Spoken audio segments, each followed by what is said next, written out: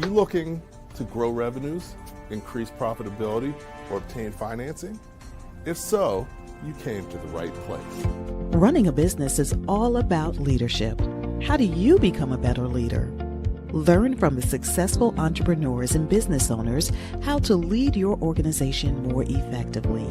That's why we created Leadership Live at 8:05, Talking Small Business, to help you succeed with your host, Andrew Frazier, Business Growth Pro and CFO and founder of the Small Business Pro University. Every Tuesday evening at 8 p.m. Eastern, we're joined by experienced entrepreneurs and business owners who share their secrets to success via live stream. Also, every Friday morning, we release a new podcast episode. Either way, you will learn about developing your business leadership skills from our roster of highly performing guest experts. Leadership Live is one of the many valuable resources provided through the Small Business Pro University, empowering business owners to learn, profit, and grow. Find out more at sbpro.u.com.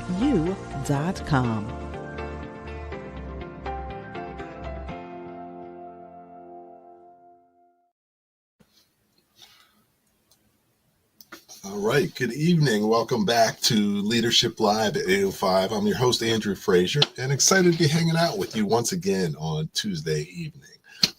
As everybody knows, your business can only go as far as you're prepared to lead it.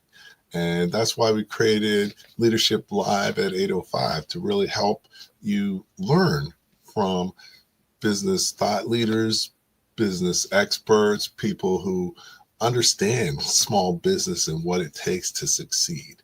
So very excited to have our guest this evening. We're going to be talking about one of my favorite topics, and because at the end of the day, your most important job is a business owner is sales and marketing. So that's why it's important to have shows about how to sell and market more effectively. And, that's one of the things we're going to be talking about tonight. I think coming at it from a little bit of a different perspective, because there's so many facets to sales and marketing, and you can learn different things from different people. So tonight's topic is how to sell more by answering questions before they're asked. A lot of people think of sales as something that's icky or something that, that they really aren't comfortable with. But when you break it down, it's really about solving someone's problem. And you can't know what their problem is unless you talk to them. So it's very important. Questions and understanding questions and understanding your client is very important. So that's one of the things, that's what we're going to be talking about tonight. So excited to really have a chance to really dig into this with my guest. Guest tonight is Martha Krejci, and I think I messed it up, so I'll let her pronounce me again. We're all right. We're all right. Not too bad. It was not bad. It was not bad. It's Martha Krejci. It just had to have a little more stank on the ch part. Okay. All right. Excellent. Well, welcome. Thanks for coming and hanging out with me tonight, Martha. Yeah. Hey, thank you. I have been so excited for this all day long, really, just coming on to be able to chat it up with you. I respect what you've done here with your show. You've done a lot of really good stuff. And I love that people tune in at 8:05. It's so cool, right? I love that people tune in and they actually get to have takeaways, right? And be able to change their business just the next moment, right after listening to this. So it's just good, actionable stuff that you have. Definitely. And definitely because of great guests like you, time goes really fast. I mean, we're celebrating 5 years of the show on a weekly basis in September. So we've got over 200 guests over the years, and it's been great meeting a lot of wonderful people, and got some surprises planned for the 5-year anniversary. So really, really excited about that coming up as well. That's so cool. Excellent. So we're going to talk about selling more by answering questions before they're asked. But before we do that, we know each other on a certain level, but the audience doesn't know you at all. So Right. what we want to do is, if you can take a few minutes, talk a little about your journey, sort of how you got to where you are. I think that'll give great perspective. That'll be helpful as we go into the discussion. Yeah, I think that's great. So, Martha Krejci, that is how you pronounce all of those consonants really close together. I started actually way back when. I won't start when I was a baby, okay? But I started way back when I was in restaurants for 14 years. And I'm just going to say, like, before I move into like what actually has brought me where I am now, I honestly think people that come from the hospitality space, like if you ever worked in restaurants before, you already know it's like boot camp for entrepreneurs, because we learn to anticipate needs so well that we end up being just primo entrepreneurs whenever, if we decide to take that leap. So if you're listening right now and you're thinking, do I even want to take the leap? I'm in this space, I'm scared, it doesn't make sense for me. I didn't have any previous training. I went to, this is the embarrassing part, I went to college for 1 semester. I saw the letters behind your name and, I was humbled. I went to college for 1 semester, and that's how I knew I didn't want to go to college. Okay. So then I was in restaurants, like I said, for 14 years. And then, one day I was just like, well, shoot, I can't do this forever. And you realize quickly, like, your body's going to give way on you. Like, you don't want to, if you don't have, it's not a great setup for life. And so I was like, okay, well, I want to do something else. I started working at GoDaddy. I started on the phones in entry level, right? And I worked my way up to leadership. I was in leadership for 5 years. And then when I was going to be a lifer, it was going to be, the place I was at forever and ever. Amen. I was doing really well. I was doing so well. I had brought my husband home from work, and we had bought a really expensive house, and we had a baby, and his parents ended up moving in with us because his dad lost his job, and in your 70s, you don't go look for another job. Anyway, everybody's living in our house, but we're supporting, or basically my paycheck was supporting 2 families, right?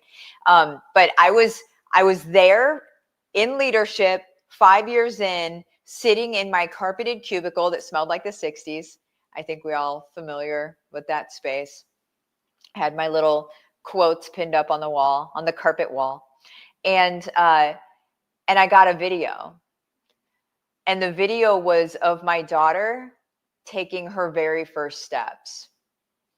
And I don't know how many moms and dads are watching right now. I imagine plenty. That leveled me.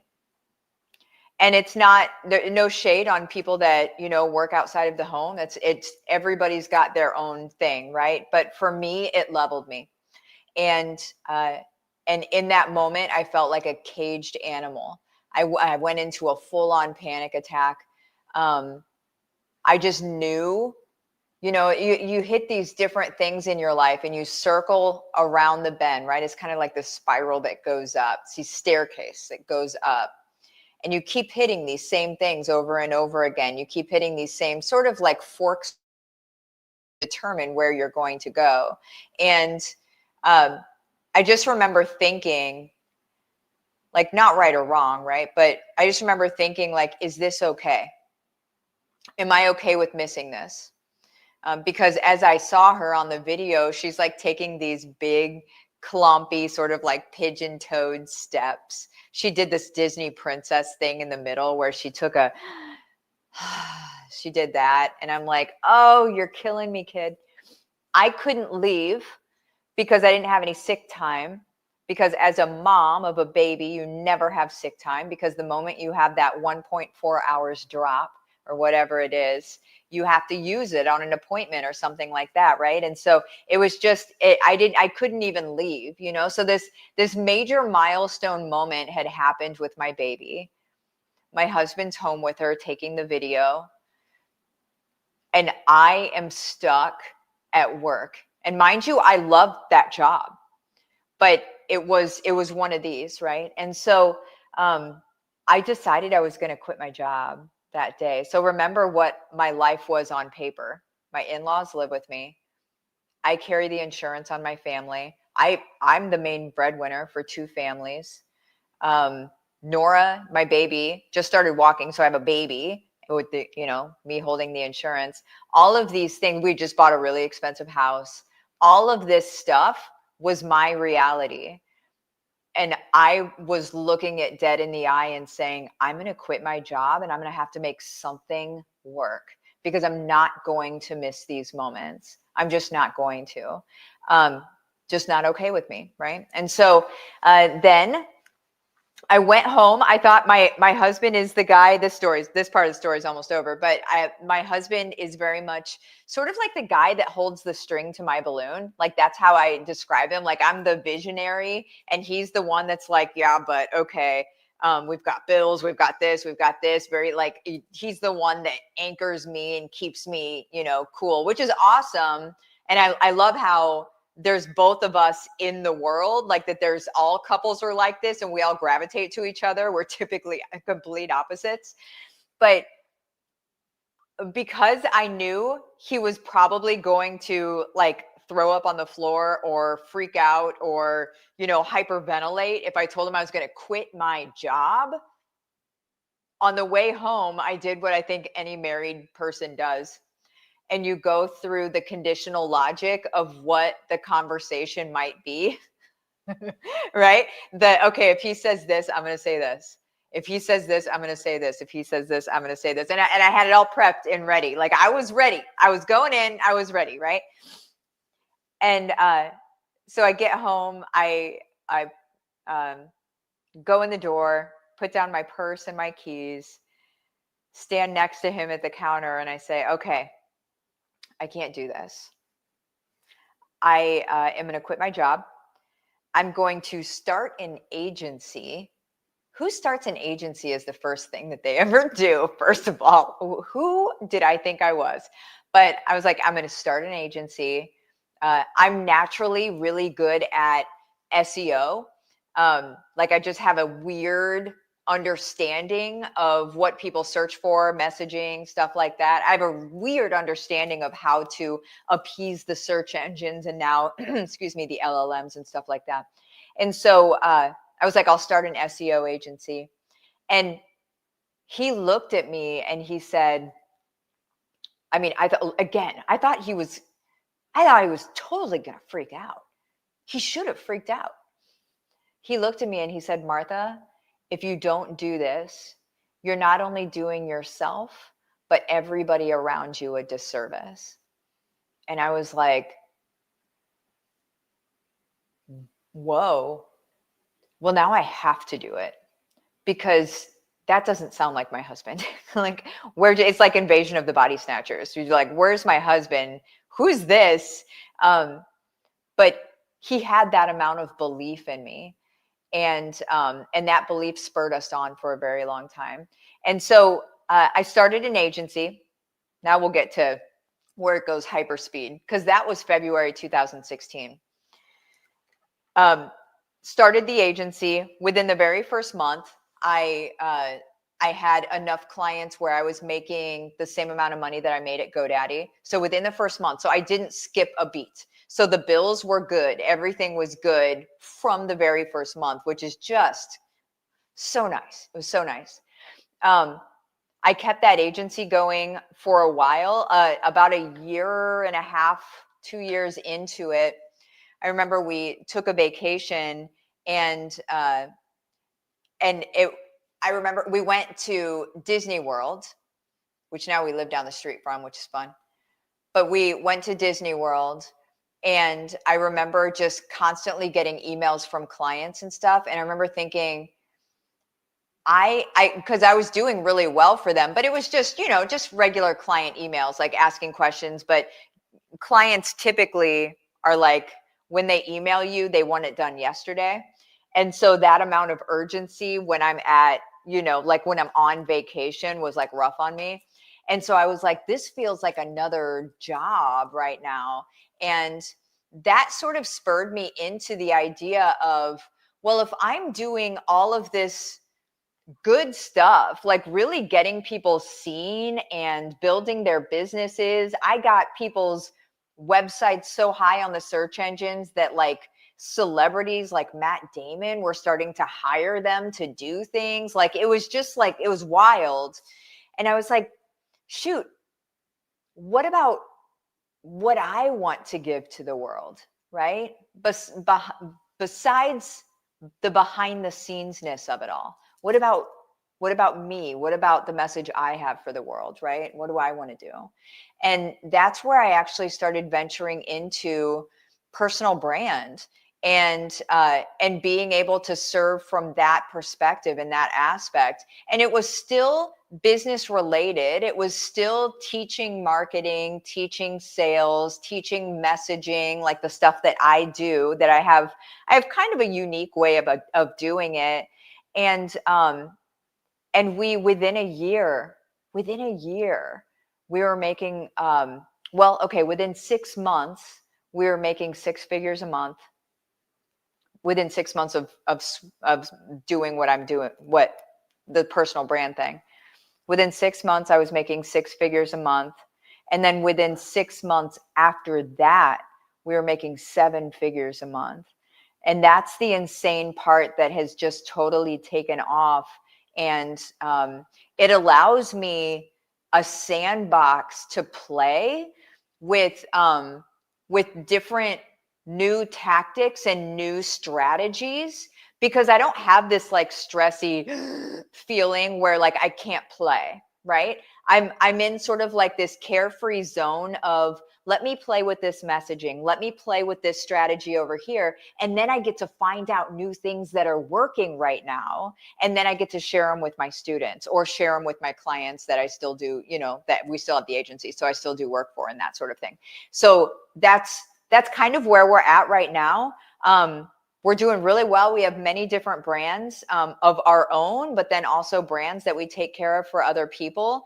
But just in the whole, I was kind of a long-winded way to say, you can trust me. I know what I'm talking about because I'm literally in the trenches doing it every day and having fun doing it. So is that what you were looking for?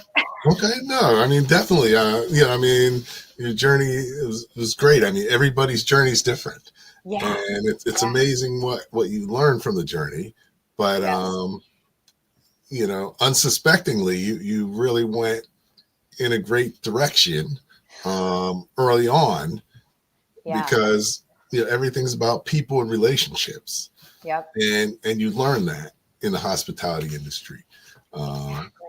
You may not want to stay in the hospitality industry for your whole career because, it can be a little tough, but you do learn a lot of valuable skills and expertise. And then, you had good timing at GoDaddy, because that was when, you were there when technology, you were seeing everything happen. And then you were able to sort of take it and move forward. So you almost had like a fairy tale journey, because a lot of times, you come out in business and you're struggling for a long time sometimes. So, I'll tell you what I did to get my first clients, because it's a thing I still tell people to do today. Okay.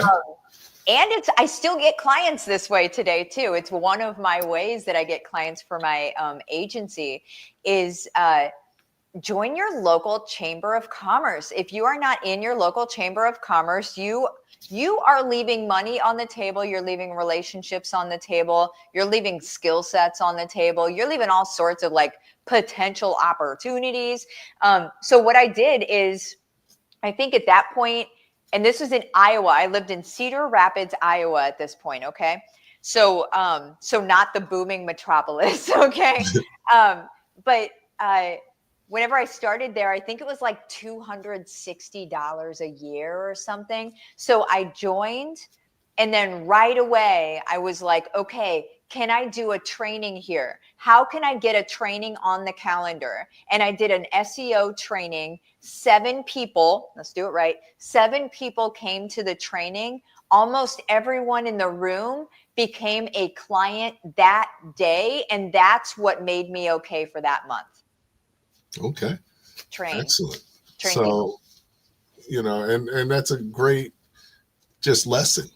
A lot of times we don't ask for stuff, and you made the effort to say, I want to do this. And many times that's the difference. Yeah. And people need to know, like, and trust you. So what better way than to spend some time and share some expertise with them? Yeah. So that's great way to start out. And everybody needs to be in at least one chamber. I think I'm in 3 right now. I know, right? Just for relationships and knowledge and learning and customers and potential customers. So excellent. So no, I really look forward to sort of dig into this, because you've had a lot of experience and a lot of success doing what we're going to talk about tonight. But before we go too far, I want to take a minute to share a little bit about Small Business Pro University, because this is one of our Brain Trust initiatives for helping entrepreneurs and business owners be more successful. So it'd be good to know a little bit about the other things that we're doing, and then I'll come back talking small business with Martha Krejci. Yes. All right. Many small businesses experience low or no revenue growth, and the owners are not making enough money. I founded Small Business Pro University to help you break that cycle by empowering you with greater knowledge and enhanced skills to lead your organization more effectively. Over the past 15 years, I have collaborated with organizations like the Small Business Development Center, Rising Tide Capital, Empower the Village, NJMEP, Rutgers University, and SCORE to work one-on-one with over 1,000 business owners and teach tens of thousands of people about business. My experience includes serving as a naval officer, managing businesses, graduating from MIT, earning an MBA from NYU, and achieving the CFA designation, which has prepared me to accomplish my mission of helping 1,000,008 business owners to sell more, maximize profit, and finance growth by 2028. My vision is to create the ultimate business ecosystem for entrepreneurs. Small Business Pro University empowers entrepreneurs like you to run their businesses more professionally and create sustainable enterprises. We employ my proven proprietary Masterpreneur Playbook framework to guide your journey along the Masterpreneur path and facilitate your Masterpreneur evolution to work on your business and scale faster and easier.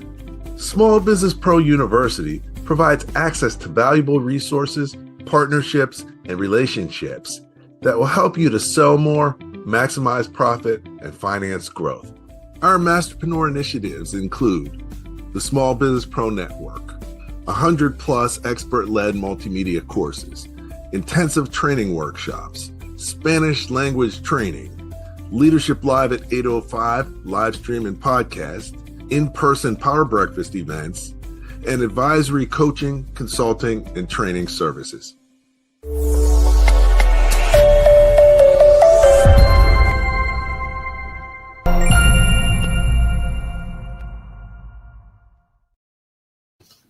Okay. Welcome back. I'm here with Martha talking small business. The topic tonight is sell more by asking questions, or by answering questions before they're asked. Yeah. So Martha, that's definitely something that you've learned how to do over a period of time. But just assume we don't know anything. And because a lot of times we don't know that much about sales and marketing, because that's not why a lot of people went into business, but that's their job now. What does it mean to answer people's questions before they're asked, and why is that so important? Man, it's the golden question here. If we get this right, we win the game completely, just so you guys know. And we're going to get it right because I'm about to tell you. So to be able to answer somebody's question, well, Marketing 101, the gold nugget, the winning the day of Marketing 101 is to inject yourself into a conversation that is already going on in somebody's head, right? Like that's it's kind of it's a no-brainer. People have heard it maybe hundreds of times, or maybe just 5, I don't know. But whenever you hear it, you think, okay, logically, yes, that makes sense. However, people don't actually do it. And I don't think they actually understand what it means. And then understanding that it can mean different things at different times. I'm gonna make sense of that here in a second. So basically, whenever my students, if I send out an email or I do a social media post or something like that, my students will say things like, do you have a video camera in my house? Are you watching me? Are you reading my email again, or whatever? Because whatever I've just said to them, they have been thinking to themselves already, right? So a lot of times in marketing, you'll hear, so maybe you're thinking, so you might be thinking, and then whatever this thing is, right? If you can match that, and this is just a rudimentary concept here, but if you can match that sentence, the actual thing that they're thinking, and I could show you how to match it, but if you can match that and they see you match that, and then you give a response to it. So like, in a video, in a blog post, in a talk like this, if you can give a good response to it, now they're going to feel seen and heard and understood more than anybody else. If you can match that multiple times, if you can match that conversation happening in their brain multiple times, I call it a Velcro effect. It's a little gross when I start out, but I'll explain it. The Velcro effect is basically whenever you match it once, you sort of have like, how the Velcro just comes together a little bit. It's just like the little hairs are stuck together, and you're like, it could pull apart, it could whatever. It's not really that stuck. That's the gross part. But if you match that conversation going on in their head through time on different things, you now are hitting Velcro in like 4 or 5 different places, and they become stuck to you, right? And in this instance, it's like you're building your loyal following, because you don't just want buyers. Nobody really just wants buyers. They think they want money. They think that's what they want. But really what we want as business owners is we want brand loyalty. We want to serve someone so well that they not only keep coming back to us, but that they tell every single person that they know that needs us about us. And that whenever they're in a conversation, if you've got, if you've got, 4 people standing around at a chamber event, if you've got 4 people standing around, one of them is talking about needing your services, you want one of those other 3 people to mention you. You want that level of brand loyalty, okay? And to be able to have that, you have to be able to speak their language without them even realizing it, right? Like that is the level of answering questions before they're even asked. You need to know what questions they're asking. And so I'm going to go into something that's kind of like a deeper concept right now. It's going to help you to understand what these different questions could potentially be. I also have like some tools that do this for you as well. Thank God for AI, where I can just inject my brain into tools, which is really fun. But they're called awareness levels. And I don't know if you guys have ever heard of the awareness levels before. I think the best marketing book, it's actually right here. The best marketing book known to man is called Breakthrough Advertising by Eugene Schwartz. You probably don't need to buy it because I'm about to just give you the cliff notes on it. But it goes through awareness marketing. And so let's get into it. The levels of awareness are this. See, I'm getting to the edge of my seat. This is important. So the levels of awareness are this. The very first step, it goes up steps, and it is 5 steps. The very first step is completely unaware. That's an easy one, right? They have no idea that they need you. They have no idea that they even have a problem. They don't, it's just, they're wandering around the world and they're like, this is cool. You know, like they're just living their life, right? So that's completely unaware. The first step is problem aware. Okay. So that's where they're starting to realize that they're picking up some symptoms. Okay. So that sounds like a healthcare thing, but it's not. Everything has symptoms, right? So if your revenue is going down, that's symptomatic of a problem in your business, right? If you've got a rash, that's a symptom of something health related, right? Everything has a symptom. If your car is knocking, you've got a symptom of probably a very large problem with your car. I don't work on cars, but I hear knocking isn't good.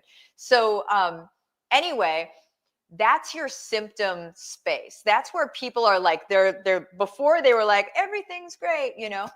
And then all of a sudden they're like, wait, everything isn't as great. I have this problem, or there are these symptoms happening. I'm starting to experience this thing, right? Now, what do people do whenever they start experiencing whatever symptoms, right? Like the knocking on their car, what do? They're either going to call the car people, whoever they are. What most people are going to do is actually not that first.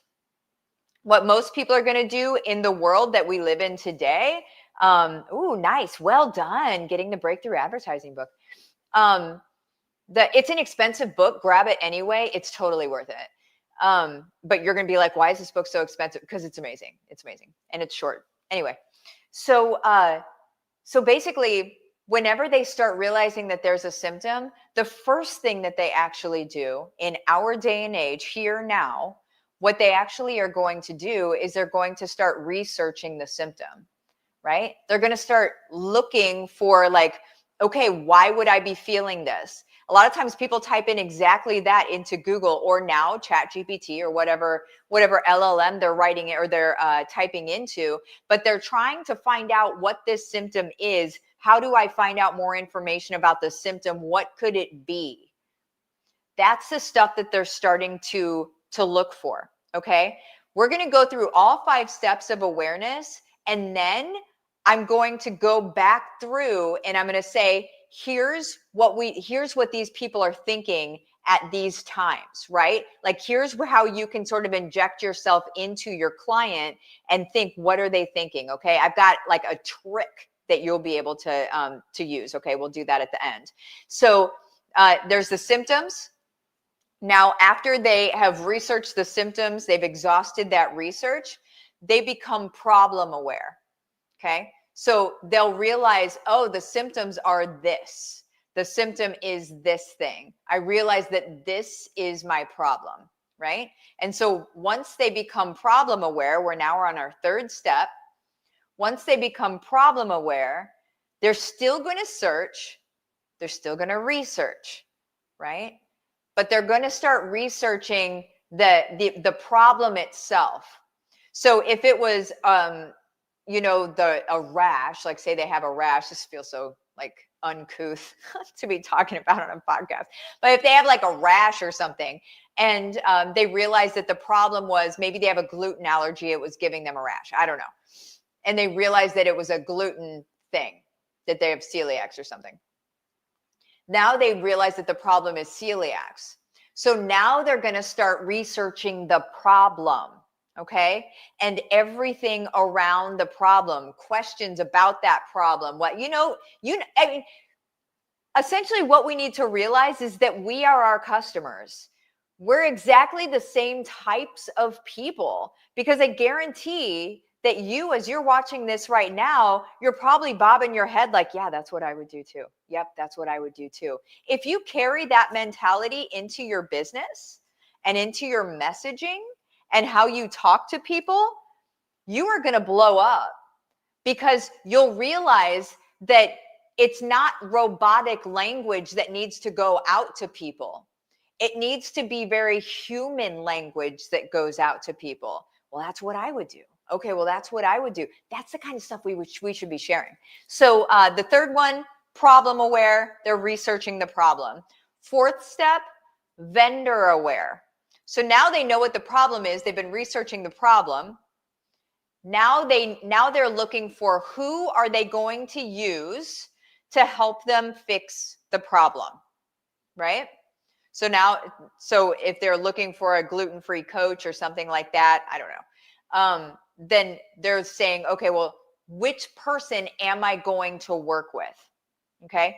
Just a little gold nugget here that will drop is that step 4 is where testimonials need to live.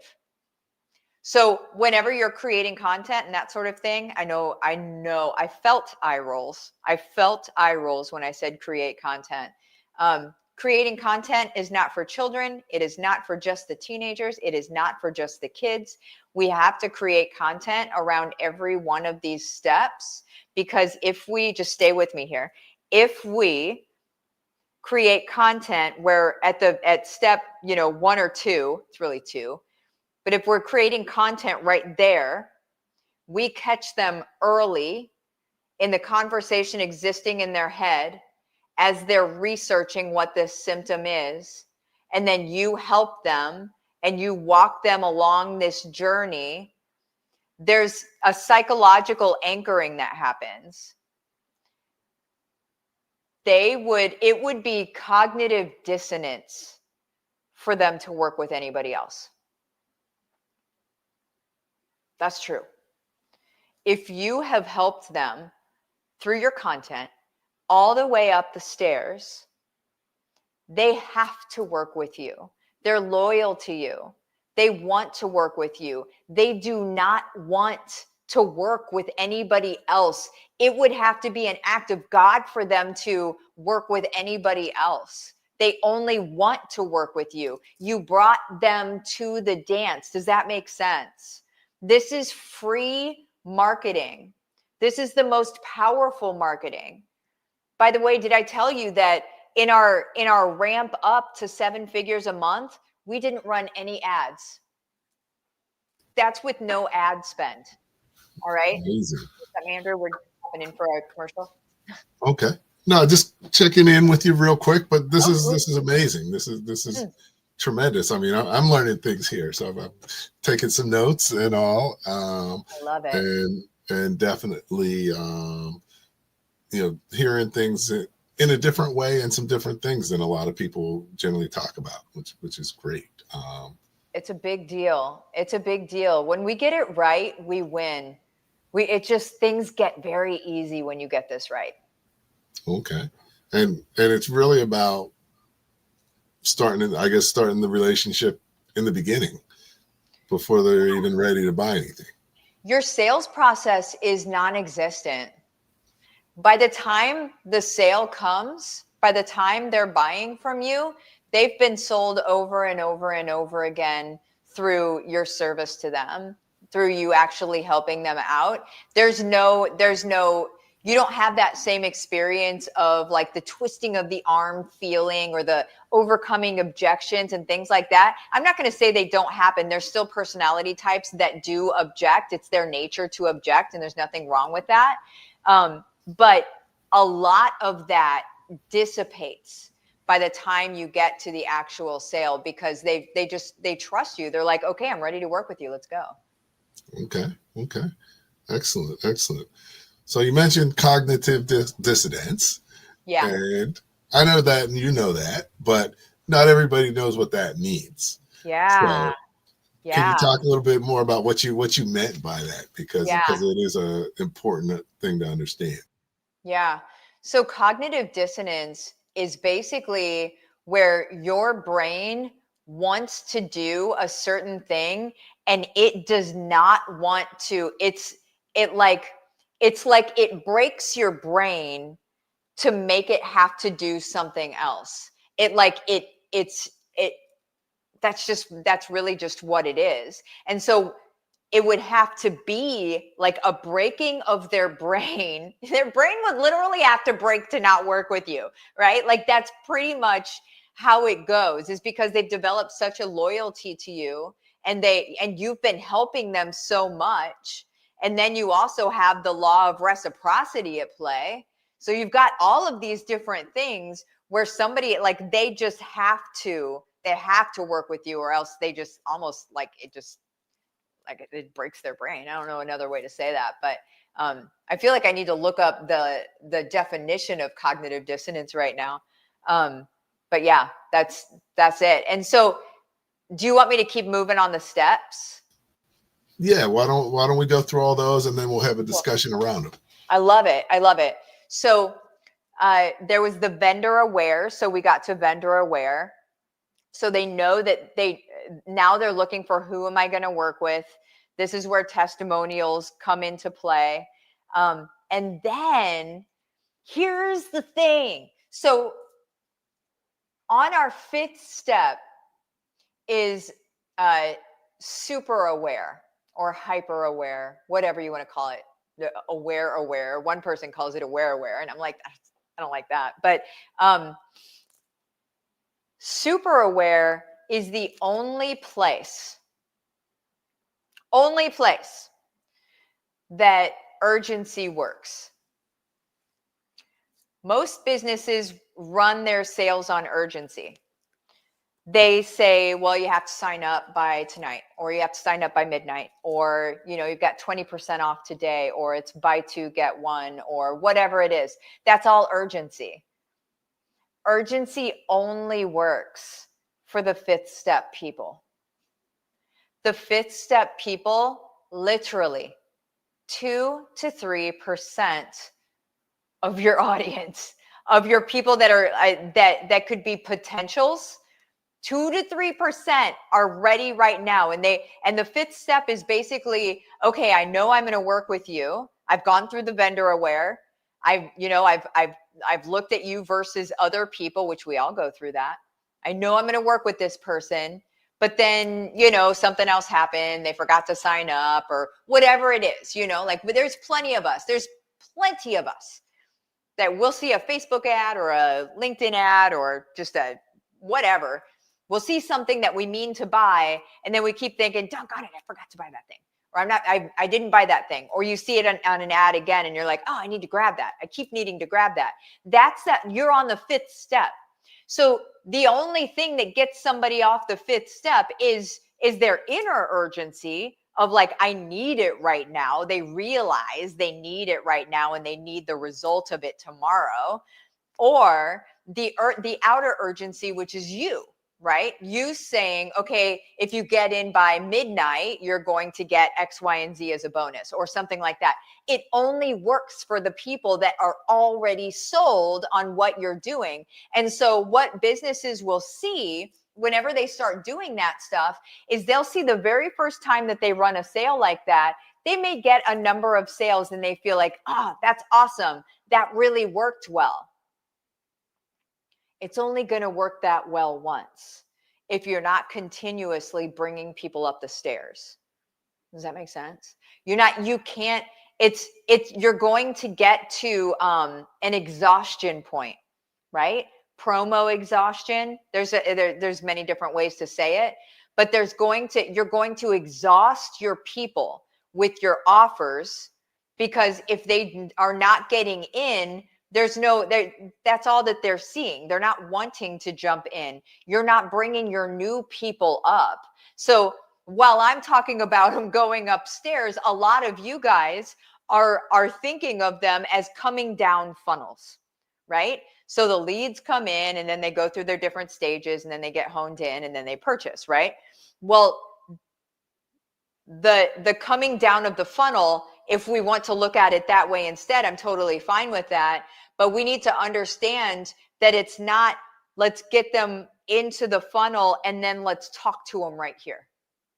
You've got to be educating them in the different spaces as they're coming down the funnel for the different things that they're thinking. So now let's just go back super quick. I'm going to go through these. I'm going to give you a quick, easy way to be able to determine what your people are thinking, all right, via Google, because Google knows what they're thinking. So the first one, obviously the unaware, they're not thinking. Like they're just kind of hanging out, just blissfully unaware of anything going on, right? Whenever they get into problem aware, that's the symptom stuff, right? And so what I would look up is whatever your business is, you're going to go to Google, okay? I think it's the desktop one that does this. Let me just check. There's a desktop version and a mobile version, and one of them does this these days and one of them doesn't. So hang on just a second. Let me just check. I'm sorry, I don't mean to do this live. So yeah, no, go ahead. Okay, no problem. Definitely. Got it. Okay. Got it. Thank you. Thanks for saving me, man. So, okay, what you're going to do is you're going to go to Google and you're going to type in their symptoms they could have, right? What symptoms do people experience when they realize that before they realize they have the problem that you solve? Okay. So that's something that you need to go through. Again, I have tools for this and stuff, but if we're going to use our brains, we have to do this. So the problem that you solve, think of what are the symptoms before they realize. So like for gluten problems, right? There was the rash, right? There could be tummy discomfort. There could be different things that are symptoms. So just think of what those symptoms are. And then what you're going to do is you're going to go over to Google and you're just going to type in one of the symptoms. Type in a symptom, and I'm going to say, I'm going to say upset tummy. Okay. You do that in Google, and I know I'm not in screen share. I'm kind of pointing at my computer over here. This is on desktop. Mobile, it doesn't work this way anymore. But you can scroll down and it will say, people also, there's two things it'll say. People also ask, and then people also search for. The really great thing is people also ask, okay? It's the first one you're gonna come past. So I scroll down and I just put in upset tummy. That's all I put in. People also ask, how do you settle an upset stomach? Okay. This is the conversation going on in your person's head. Okay. You don't have to be some sort of like, rocket scientist here. They're literally typing into Google what they are looking for. Google is telling you what people are typing in. Now, bonus points, whenever you create content, like a blog post of literally that title. How do you settle an upset stomach? So as a gluten-free coach, if that's what you were, then you would say how to settle an upset stomach. At the bottom, I would say, a lot of my clients come to me with an upset stomach and they don't realize they actually have a gluten intolerance. At the end of that content, I would say, here's a checklist to see if maybe you have a gluten intolerance. And then that is your lead magnet. Okay. You may need to listen to this part over and over and over again. Yeah, there's a lot packed into that. But that is amazing, because one of the hardest things people have is figuring out who needs the solution they have and how they can reach them. And that's an elegant way to do it. It's literally using their words, right? And then you just do it with all of the steps. So you create content around, so there's the symptoms, go to Google, get your little people also ask on the problem, put the problem up there, gluten intolerance, go to people also ask. Now you might be like, Martha, I only see 4 responses on the people also ask. Well, let me tell you how you do that, how you make them more. If you click any of the drop downs next to the ones, only the ones that you're going to use, there will come some silly ones will come up and you're going to be like, I don't want to create content around that. Then don't, but also don't click the drop down. Because if you click the drop down, it will give you more of the same, more of like, right? So, so how do you settle an upset stomach? If I click the drop down, it gives me 2 more at the bottom of my little list, right? Okay. It's an unending list. Your content is unending. So like this is how you inject yourself into the conversation that they're asking Google at 2 a.m. Okay. Okay. So now that we have this information, yeah. We talk about now how do we employ it, and you talked a little bit about blogs. Yeah. What are some of the key ways to what do we do with it now that we have it? Yeah. Well, for one day at least, you'll just sit there on your throne of glory with all of your information. That's what we do when we get all the good stuff. We're like, this is so good. And then we don't do anything with it. So you'll do that for a day probably. But then, yeah, the blog post, I strongly suggest YouTube videos. I strongly suggest it. Even if you think you're a goofball on video, just practice. Go on to Zoom, do a meeting with yourself, do some like video stuff where you don't have to practice in public, but like just so you can practice on video, actually just, do the cringe thing of watching it back again. And giving yourself pointers and really just trying to be good at something, right? So you just try to be good at it. But you don't even need to be perfect. If you hear me, I say a lot. I say I'm not like the best speaker in the world, but I get my point across. That's the whole thing. You don't need to be the best.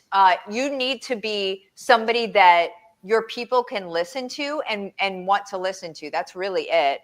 And so doing that, so creating videos, the videos should be exactly what your blog posts are.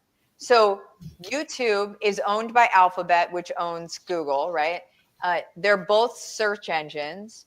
That is your long haul. That is your, I still have people, pulling up videos from 2016, that I made about X, Y, and Z. That's how search works. It gets better over time. It's seasoned over time, right? Now, because of that, we don't want to only have a long haul content play like blogs and YouTube, which they're both long haul. We also want to have a here and now play, right? And so we want to direct people to that. And so what we do with that, that's where social media comes into play. And so you just pick 1 or 2 platforms. I say pick one when you're starting and let it be one that, well, first of all, your one platform should be where your people are. So if your people are B2B, LinkedIn makes a lot of sense, right? Makes more sense than Instagram or TikTok. But if you're B2C, well, now you're kind of more in the pool of Instagram, Facebook. You're more in that space, right? So where are your people? And if it's something that's like an Instagram or a Facebook, what I would do is I would actually start with the platform that you're already on and that you're already using, because it will already feel native to you whenever you do it, right? You'll act like a user of the platform instead of like this alien that just dropped in on this platform today. So what you do is you create content that points to your other content. And so how do you do that? Well, I'm glad you asked. You literally look at this question. What is the best medicine for an upset stomach? Make that a post. Make it a graphic if you want to. Just have that question on there. On the social media platforms, not LinkedIn, but on like Instagram and Facebook, the less polished, the better. They actually prefer things like instead of getting, professionally polished graphics that would say what is the best medicine for an upset stomach, what I would do instead is I would go to my notepad here and I would type in that question on my notepad, take a screenshot of my notepad, make it a square and make it a post. That's the sort of thing where people are like, wait, it feels native. It doesn't feel overbearing. It doesn't feel like I'm going to get sold something. The thing is our skeptic meters are up. They've been up for a long time. In the sort of like 2016 through 2018 space, there was still a lot of stuff that was cool, like where people were good. They could just kind of sell whatever. People were still buying like normal online. I guess it was probably 2020 was where this really happened. People became super, super skeptical because they'd been taken to the cleaners by people enough times that now they have a new behavior. And that new behavior is researching, being a skeptic. And if they feel like they're going to be sold something, even on the first step of the journey, they're out. So it has to be service, service, service, help, help, help. And that's why I really believe that we need to serve in public and give lead magnets. Lead magnets is still serving. It's free. So you're serving in public and you're selling in private. Your selling should happen on email. 80% of my sales come from email. That's not front facing. You hardly ever see me sell anything front facing. Hardly ever, unless it's a launch. But yeah. Okay. No, definitely. That's a great way to look at it.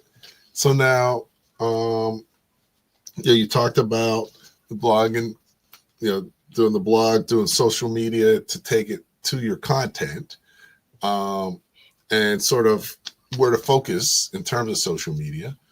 Are there other strategies you use as well, or is this really the formula that you utilize and that you recommend people utilize? Yeah, this is the formula. The only other thing that I do is in stories. I do a lot of behind the scenes, and I will once a day, I'll have a sell for something in stories. So again, it's behind the scenes. You don't see it unless you're popping through my stories. But like yesterday, I shared so I have ADHD, but I don't medicate because I would like to feel my life. So anyway, but I take a supplement, which is just like makes me Einstein. And so yesterday in my stories, I was talking about, hey, ADHD entrepreneurs, if you feel like you have 30 tabs open, let me show you how you bring it down to one. And then you get to feel like Einstein in that one tab. And then it was just a little link to grab it's just an affiliate link to go grab the supplement that I use. And so that's that. I only do that once a day though in stories. The rest of my stories are like, me like talking to camera or what's going on with my baby. I have a 10-year-old and she's starting to make little videos for me that go in stories. So it's just behind the scenes stuff, but then I'll pop one thing in there a day. Okay. Excellent. So, okay. No, that's amazing. So no really paid ads, no, and you've been able to grow significantly. So, and help other people, and that's excellent. Now, would you say this works better for certain industries or types of companies or types of services or products, or would you say just across the board, this is the best strategy? I have yet to, and let me just, I need to back up real quick. I run ads now. I didn't as I was growing. I do now just to play around to see, because that's part of my testing process. but just so you know, I don't want people to be like, wait, I think I just saw an ad. Yeah, but just in the interest of full transparency there. I have yet to come across a business, and I've worked with most businesses. I've yet to come across a business that this strategy doesn't work for. It just needs to be molded into, the business style and what they're looking for, what their people are, who their people are, what their people are looking for. And then it just needs to be molded into that. But yeah, it pretty much works for everybody. Okay.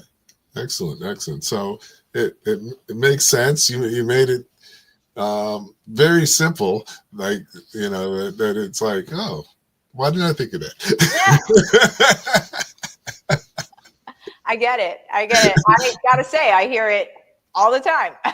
Right. But this has been great. I would love to really even dig into each one of those further with you, but we've only got an hour and time goes really fast, but this is really powerful, and people should, see it. You definitely did fully appreciate it. Seeing it multiple times. I'm sure I'm going to check it out a few times. But before we close out, it would be great to really break it down into 3 key takeaways, because a lot of times people can't remember more than 3 things at a time, anyways. But also, it just gives them something to focus on tomorrow, so that they can start, using it in an actionable way. So would love if you could take a minute to share the three key takeaways. And while you do that, I'm going to share a video about our upcoming conference and networking event. So we'll be back with Martha in a couple of minutes. And here's a little bit about our upcoming Power Network and Power Conference. Join us for the Power Network event at Makerhoods in the Kruger Mansion in Newark, New Jersey on Thursday, July 24th. Meet with like-minded entrepreneurs in a relaxed environment to chat, connect, and collaborate. I'm Andrew Frazier. Please join me at our Power Network event, and I look forward to introducing you to our members and friends. To learn more and register, visit www.sbpro.com/power-network today.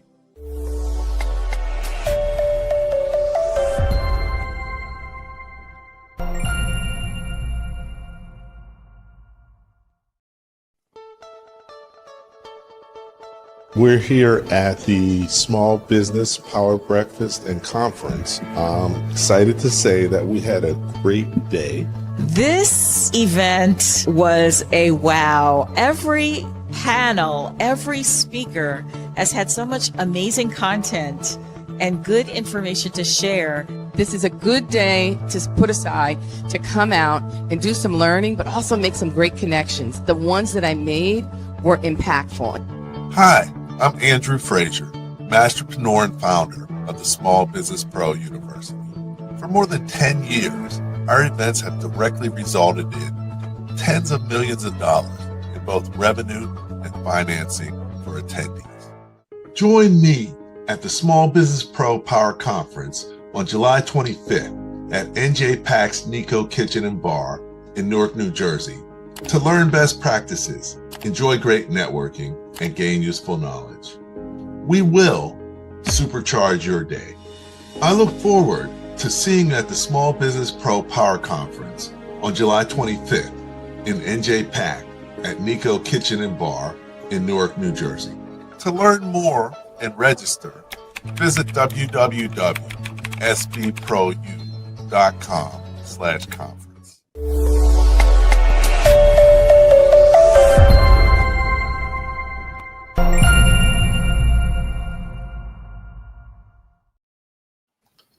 All right.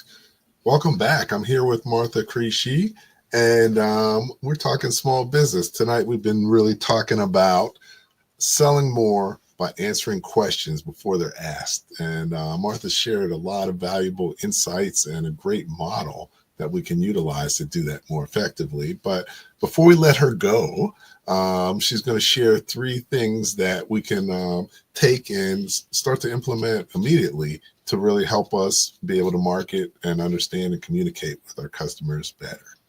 Perfect. Yes.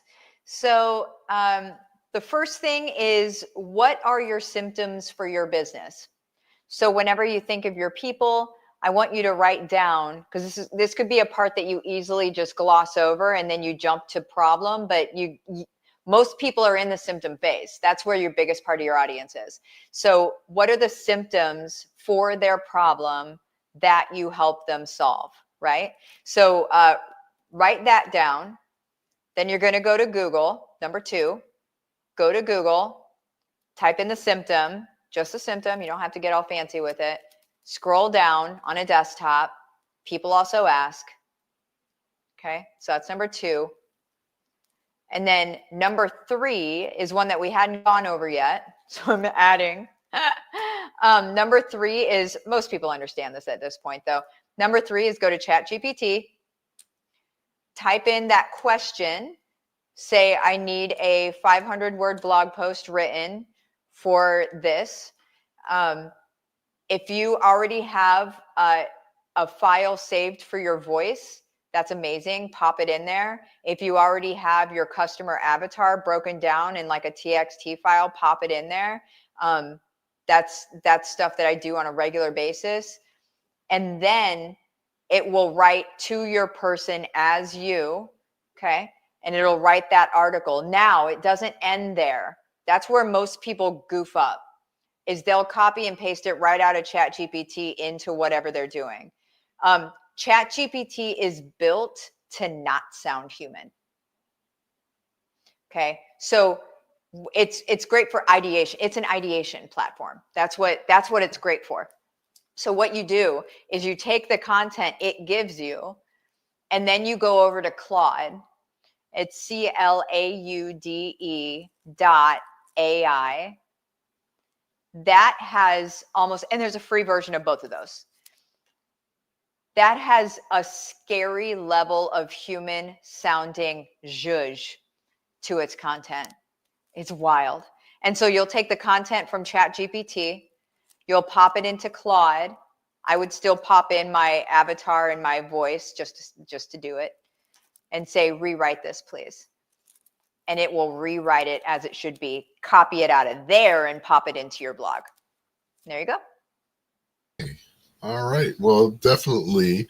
So, first starting with the symptoms, I think that very few people do that. And I would say I haven't been a great person at doing that either. So I'm going to be working on that. But also, the Google, really using research and analysis. A lot of times everybody knows you're supposed to use data, but don't really know how to use data. And that really just makes it really simple, because the data is right there if you ask for it. And then, add in the AI piece, but, really understanding what ChatGPT is there for. I've never heard of Claude, but I'm going to check it out tonight. Oh, you're going to be up all night, Andrew. I feel like you're like me. You're going to be up forever, man. Yeah, I'll be checking it out. So, but that's good. I love to learn new stuff, and this has been great, though. Definitely appreciate you coming on. You shared a wealth of knowledge. Definitely encourage people to check this out. But not only check this out, connect with Martha. She's, as you can tell, she's very friendly. So I'm sure that she'll accept your note, and you can learn valuable stuff from her. So this is Martha's LinkedIn profile. And then we also have her website right here. So those are available in the chat. And, it's been great having you on. Anything you want to share before we close out? I think the only thing is more of a mindset thing is, I know whenever you when you realize that there's this much available to you and that there's this much that you can do that is going to change the trajectory of your business, a lot of people will accidentally fall into the trap of I'm going to put that off until later. I'm going to put that off until later. And it's an upper limit issue, right? You're breaking through a ceiling for yourself because you realize you're about to change and you're about to get better, but you're about to change, right? And so, don't let that happen. Just be mindful of, did I do the thing? Make it a checkbox. Say like, did I check the box today? And really hold yourself accountable to, did I go to Google? Did I do this thing? Did I do this thing? Instead of just letting it live in your head, not happening, you know? Okay. Excellent. No, that's great points because, you just, knowing is half the battle, but you actually got to do it. So definitely. Thanks for sharing. Thanks for session. A lot of people are going to get a lot of valuable insights out of this. So if you can hang in there for a minute as I close out, sure thing. And we'll go from there. So once again, always appreciate everybody tuning in. Had a great discussion tonight with Martha. She shared some valuable things as far as sales and marketing, and so hopefully you can benefit from them. I'm definitely going to be checking them out. I'll probably be up late tonight, as well as utilizing them as we go. So, entrepreneurship's a journey. It's about continuing to learn, continuing to move forward, and that's what this show's all about. Not only do I have great guests on the show, I get to learn from them and share things. Thanks again for tuning in. Always appreciate comments and participation. Each week we have great guests and great topics. So next week, you may want to join up with us. Next week, we're going to talk about powering your business to maximum momentum. And our guest next week is Chip Huggins. And we're going to really talk about how to accelerate your business. So hopefully you're able to join us then. And, definitely as we go through this journey, you always got to keep in mind that the more that you know, the faster and more successfully your business is going to grow. Thank you for listening to Leadership Live at 8:05, Talking Small Business. Subscribe to our YouTube channel and to the podcast on your favorite podcast platform. Leadership Live is one of the many valuable resources provided through the Small Business Pro University, empowering business owners to learn, profit, and grow. Find out more at sbpro.u.com.